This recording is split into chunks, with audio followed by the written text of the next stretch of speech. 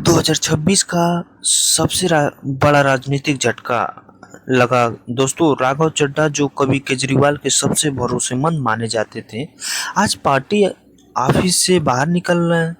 चर्चाएं हैं कि उन्होंने इस्तीफा दे दिया है और बीजेपी ज्वाइन कर लिया है। जो कभी बोलते थे मैं बीजेपी गुंडों का पार्टी है, मैं कभी नहीं ज्वाइन करूंगा, वह चेहरा जो कभी पार्टी का सबसे चमकता और भरोसेमंद चेहरा था, आज उस पर गहरी लकीरें थी।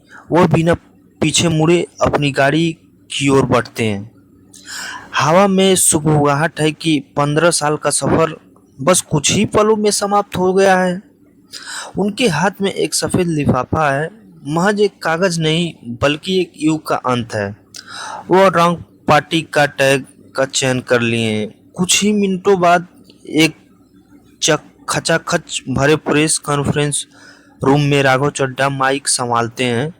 उनके अगल बगल संदीप पाठक और अशोक मित्तल जैसे वरिष्ठ नेता बैठे हैं, जो कभी एक ही टीम के स्तंभ हुआ करते थे।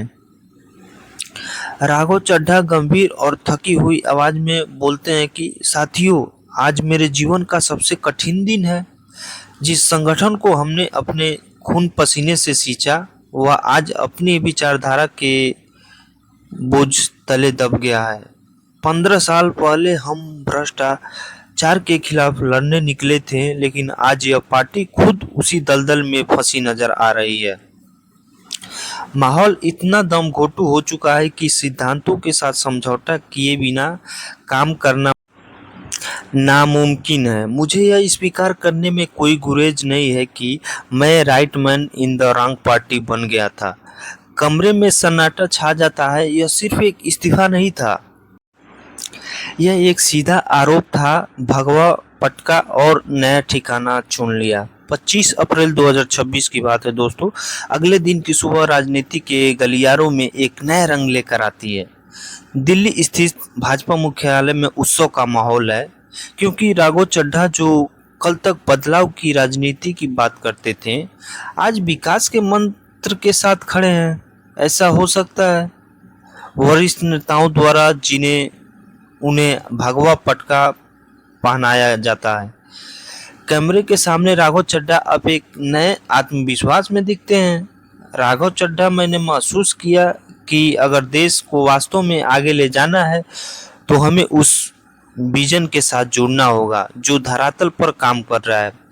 आप में केवल व्यक्तिगत महत्वाकांक्षाओं को प्राथमिकता दी जा रही थी। अगर 7 राज्यसभा सांसद एक साथ इस्तीफा दे रहे हैं तो यह समझ लेना चाहिए कि वहां की नींव कितनी हिल चुकी है।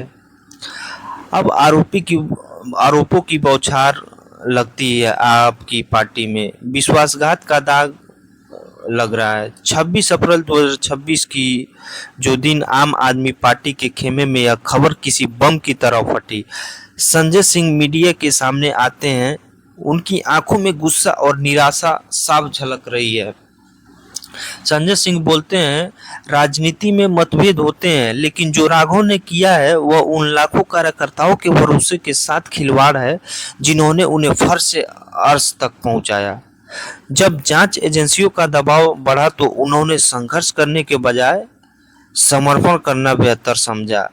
इतिहास ऐसे फैसले को अवसरवादिता के नाम से दर्ज करेगा। हम उनकी सदस्यता रद्द करने की मांग करते हैं। सोशल मीडिया का नया और विरोधाभास की बात 27 अप्रैल 2026 टीवी चैनलों पर बहुत छिड़ गई। विश्लेषक पुराने दस्तावेजों को खंगाल रहे हैं।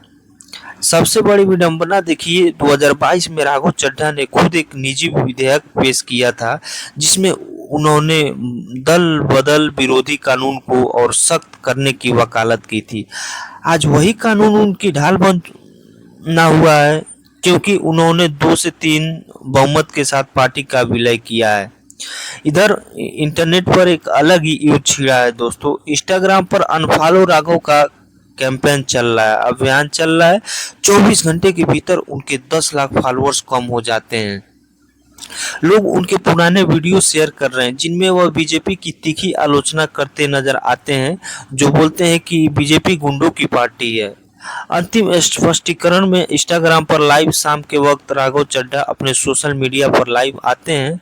वह सीधे कैमरे की लेंस में देखते हैं और बोलते हैं कि मैं राघव चड्ढा, नमस्कार। मैं देख रहा हूं कि आप में से बहुत से लोग मुझसे नाराज हैं। मैं आपकी नाराजगी का सम्मान करता हूं, लेकिन राजनीति में कभी-कभी बड़े बदलाव के लिए बड़े फैसले लेने पड़ते हैं, क्योंकि 7 सांसद एक साथ गलत नहीं हो सकते।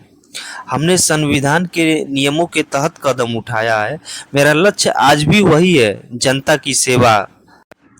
मंच बदल सकता है, लेकिन मेरा समर्पण नहीं। समय तय करेगा कि मेरा फैसला सही था या नहीं। दोस्तों, ये वीडियो कैसा लगे? वीडियो अच्छा लगे तो लाइक शेयर कीजिए और मिलते हैं अगले वीडियो में। धन्यवाद।